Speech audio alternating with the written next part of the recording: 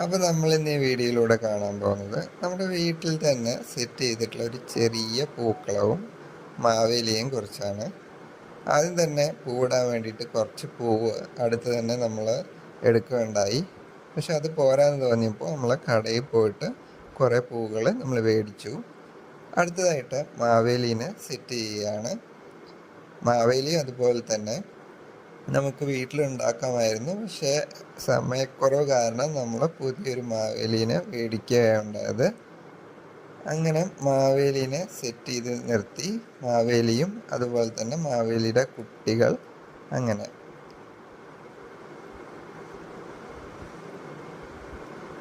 അങ്ങനെ മാവേലീനെ സെറ്റാക്കിയതിന് ശേഷം മാവേലീനെ അണിയിക്കുകയാണ്.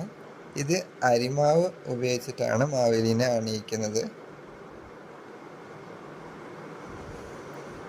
അങ്ങനെ എല്ലായിടത്തും ഈ അരിമാവ് ഉപയോഗിച്ചിട്ട് നമ്മളിങ്ങനെ അണിയിക്കുന്നുണ്ട്.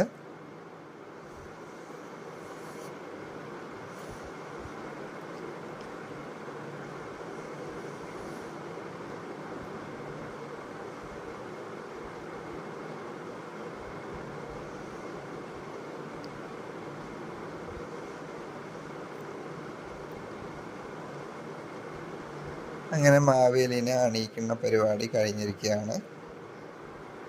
മാവേലിക്ക് ചുറ്റും നമ്മൾ പൂക്കളെല്ലാം ഇട്ടിട്ട് സെറ്റ് ചെയ്തിട്ടുണ്ട്. അടുത്തതായിട്ട് മാവേലിക്ക് ഇരിക്കാൻ വേണ്ടിയിട്ടുള്ള പീഠം ഉണ്ടാക്കുകയാണ്. അതും അരിമാവ് ഉപയോഗിച്ച് മുറ്റത്ത് നമ്മൾ വരയ്ക്കുകയാണ്.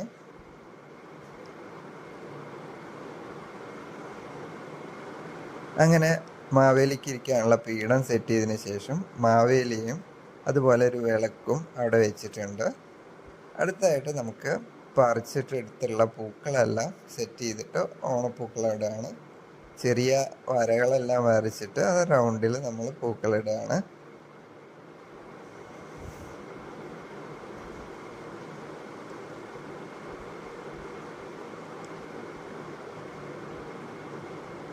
ചെണ്ടുമല്ലി, ജമന്തി ഇത്തരം പൂക്കളാണ് പ്രധാനമായിട്ടും ഉപയോഗിച്ചിട്ടുള്ളത്. നടുവിൽ സ്ഥലത്തിൽ കുറച്ച് ഇത് വന്നപ്പോൾ നമ്മൾ കുറച്ച് പച്ചിലൊക്കെ പൊറിച്ചിട്ട് ഇടുകയുണ്ടായി.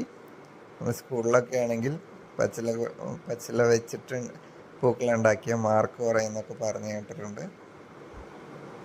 അങ്ങനെ പൂക്കളം ഏതാണ്ട് സെറ്റായി. അവസാന മിനുക്ക് പണിയിലാണ്. റൗണ്ടിൽ ഫുള്ള് പച്ചില വെച്ചിട്ട് അലങ്കരിച്ചു. ഇനി അതിന് ചുറ്റും നമ്മൾ അണിയിക്കുകയാണ്. അരിമാവ് ഉപയോഗിച്ചിട്ട് തന്നെയാണ്.